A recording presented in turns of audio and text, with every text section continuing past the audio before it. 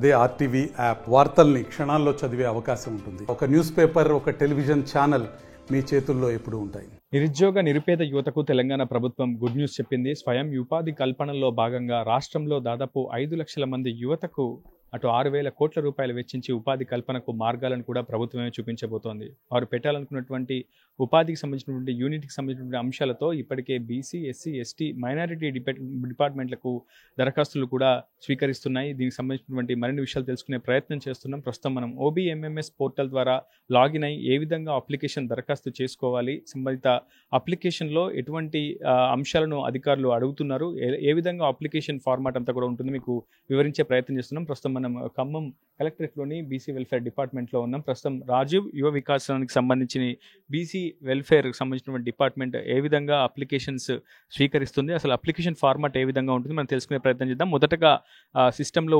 obmms.cgg.gov.in అనే ఒక portal ద్వారా ప్రస్తుతం ఓపెన్ చేశారు. దానికి సంబంధించి మరింత ముందుకు వెళ్ళి పూర్తి వివరాలు తెలుసుకునే ప్రయత్నం మీరు చేద్దాం. అసలు ఏ విధంగా అప్లికేషన్ ఫార్మాట్ ఉంటుంది, రాజీవ్ యువ వికాస స్కీమ్ రిజిస్ట్రేషన్ ప్రాసెస్ అంతా కూడా ఏ విధంగా ఉంటుంది మీకు చూపించే ప్రయత్నం చేస్తాం. ప్రస్తుతం మనకు ఆఫీసర్ నీలిమ గారు పూర్తిగా ఎక్స్ప్లెయిన్ చేస్తారు. రిజిస్ట్రేషన్ ప్రాసెస్ అంతా కూడా ఏ విధంగా ఉంటుందో మీకు చూపించే ప్రయత్నం చేస్తాం.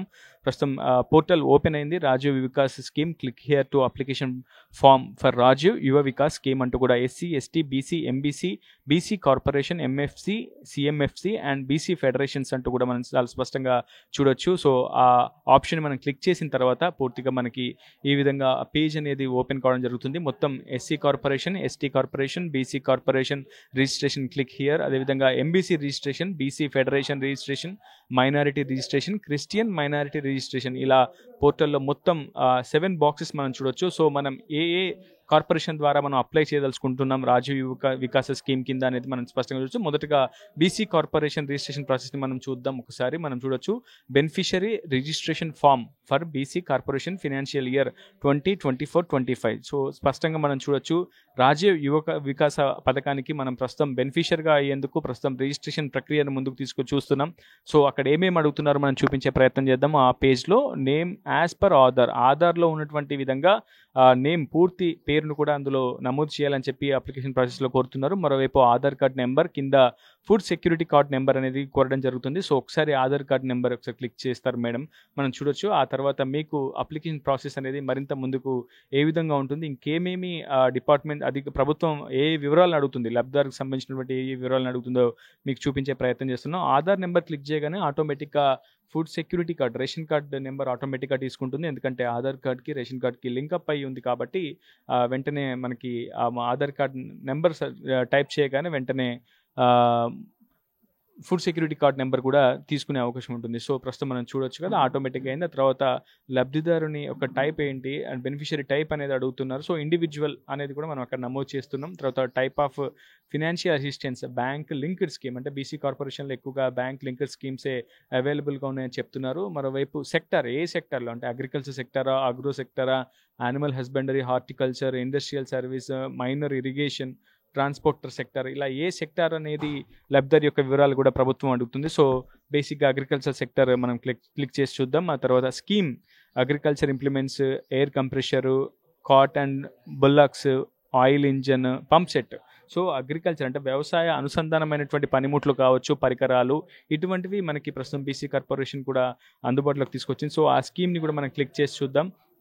సో అగ్రికల్చర్ సెక్టర్లో మనము ఏమి సెలెక్ట్ చేయదలుచుకున్నామో అది సెలెక్ట్ చేసుకోవాలి మొదటగా. ఆ తర్వాత మనం గో అనేది సెర్చ్ చేస్తే పూర్తిగా మనకు వస్తుంది. మొత్తం 2 లక్షల నుంచి 4 లక్షల రూపాయల వరకు మనకు సంబంధించి యూనిట్ కాస్ట్ విలువను మనకు సిస్టమ్ చూపిస్తుంది. సో 2 లక్షల నుంచి ఎవరైనా సరే ఏ యూనిట్ అయినా సరే 2 లక్షల రూపాయల నుంచి 4 లక్షల రూపాయల వరకు ఉంటుందని చెప్పి బీసీ వెల్ఫేర్ అధికారులు అయితే చెప్తున్నారు. సో ఇది మొదటగా అప్లికేషన్ ఫార్మాట్ అంతా. అంటే మొదట ఒక ప్రాసెస్ పూర్తి చేసిన తర్వాత ప్రైమరీ అప్లికేషన్ ఫామ్ ఫిల్అప్ చేసిన తర్వాత మళ్ళీ నెక్స్ట్ ఇంకొక పూర్తి వివరాలతో ఉన్నటువంటి ఒక లొకేషన్ డీటెయిల్స్, లొకేషన్ వివరాలతో సంబంధించినటువంటి మరొక అప్లికేషన్ మనకి కనిపిస్తుంది. సో అక్కడ మనం సెలెక్ట్ చేయాలి అనేక వివరాలు, ప్రధానంగా ఏ జిల్లా, ఏ పంచాయతీ, ఏ మండలం, ఏ గ్రామం, ఏ హ్యాబిటేషన్. ప్రస్తుతం మొదటగా ఈ వివరాలను ప్రస్తుతం అక్కడ మనం నమోదు చేస్తున్నాం. ఆ వివరాలకు సంబంధించి పూర్తి వివరాలు మీకు చూపించే ప్రయత్నం చేస్తున్నాను. సో ఇది ఆ ఫార్మాట్. తర్వాత సెక్టర్ డీటెయిల్స్, బెనిఫిషియరీ టైప్ ఏ విధంగా ఉంటుంది, నెంబర్ ఆఫ్ గ్రూప్ మెంబర్స్, అంటే ఒక గ్రూప్గా కూడా లోన్ తీసుకునే అవకాశం ఉంటుంది కాబట్టి ఆ బెనిఫిషియరీ పొందే అవకాశం ఉంటుంది కాబట్టి సో అట్లా. తర్వాత type of financial assistance, bank linked scheme, sector agriculture sector scheme, agriculture equipments implements, అదేవిధంగా మినిమం యూనిట్ కాస్ట్ 2 lakhs నుంచి మ్యాక్సిమం యూనిట్ కాస్ట్ 4 lakhs వరకు చూపిస్తున్నారు. సో 2 లక్షల నుంచి 4 లక్షల వరకు యూనిట్ కాస్ట్ ఏదైనా సరే మనం ఏ డిపార్ట్మెంట్ అంటే ఏ యూనిట్కి సంబంధించిన సరే మనం దానికి ఎలిజిబుల్ అయ్యే అవకాశం ఉంటుంది. యూనిట్ విలువ, సబ్సిడీ ఎంత వస్తుందో కూడా స్పష్టంగా చూపిస్తున్నారు. 4 లక్షల రూపాయల యూనిట్ విలువ ఉంటే మొత్తం 2,40,000 రూపాయలు మనకి సబ్సిడీ వస్తున్నట్లు కూడా స్పష్టంగా అక్కడ ఆటోమేటిక్గా అప్లికేషన్ తీసుకుంటుంది. మరోవైపు బ్యాంక్ లోన్ ఎంత, ఆ తర్వాత టోటల్ యూనిట్ కాస్ట్ ఎంత అనేది కూడా మనం మెన్షన్ చేయాలి.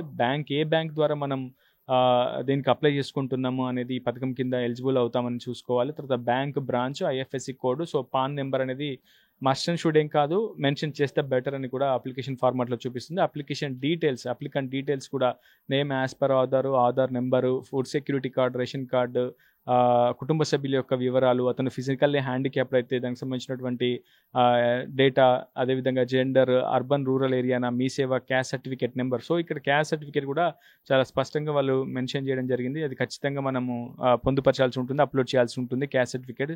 సబ్ క్యాస్ట్ ఏంటి, బీసీలో అయితే బీసీ ఏనా, బీనా, సీనా, డీనా, ఉపకులం ఏంటి, విద్యార్హతలు ఎంతవరకు చదువుకున్నారు, ఇటువంటి వివరాలు కూడా అడుగుతున్నారు. ఆ తర్వాత ఇన్కమ్ సర్టిఫికేట్ కూడా మస్ట్ అండ్ షుడ్గా అప్లోడ్ చేయాల్సి ఉంటుంది. నేమ్ యాజ్ పర్ ఇన్కమ్, ఆదాయ పత్రం ప్రకారం దరఖాస్తుని పేరు, వయస్సు, డేట్ ఆఫ్ బర్త్ కూడా మస్ట్ అండ్ షుడ్గా అడుగుతున్నారు. ప్రస్తుతం దానికి సంబంధించినటువంటి వివరాలను కూడా మేడం టైప్ చేస్తున్నారు. సో ఈ ఫార్మాట్లో రాజీవ్ యువ వికాస పథకానికి దరఖాస్తు చేసుకోవాల్సి ఉంటుంది. ప్రధానంగా ఇది ఒక మీకు ఎగ్జాంపుల్గా చూపిస్తున్నాను, ఎందుకంటే బీసీ కార్పొరేషన్కి చాలా పెద్ద ఎత్తున అప్లికేషన్స్ వచ్చే అవకాశం ఉంటుంది ఆ డిపార్ట్మెంట్కి. ఎందుకంటే కొన్నేళ్ల తర్వాత తెలంగాణ ప్రభుత్వం నిరుపేద యువత నుంచి రాజీవ్ యువ వికాస పథకాని కింద స్వయం ఉపాధి కల్పనకు దరఖాస్తులు స్వీకరిస్తుంది. సో యాన్యువల్ ఇన్కమ్ ఎంత వస్తుంది, ప్రతి సంవత్సరం ఆ కుటుంబం యొక్క ఆదాయం ఎంత, వయస్సు ఎంత, మొబైల్ నెంబర్, వృత్తి ఏంటి, వనరబుల్ గ్రూప్సా కాదా, ఇటువంటి. ఆ తర్వాత అడ్రస్, ఇంటి నెంబరు, అడ్రస్సు, ఇలా పూర్తి వివరాలను కూడా అప్లికేషన్ ఫార్మాట్లో పూర్తిగా మనం పొందుపరచాల్సి ఉంటుంది.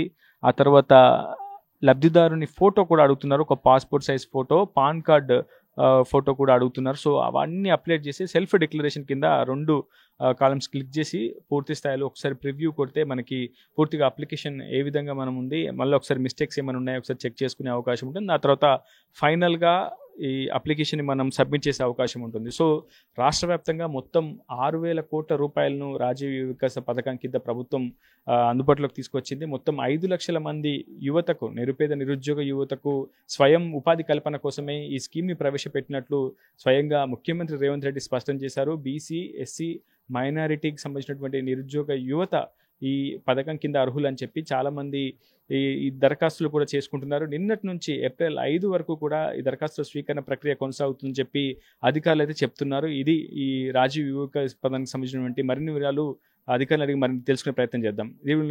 రిపోర్టర్ RTV ఖమ్మం నుంచి. మరిన్ని వీడియోస్ కోసం ఛానల్ ని సబ్స్క్రైబ్ చేయండి. లేటెస్ట్ అప్డేట్స్ కోసం వాట్సాప్ ఛానల్ ని ఫాలో అవ్వండి. ఆ లింక్ డిస్క్రిప్షన్ లో ఉంది.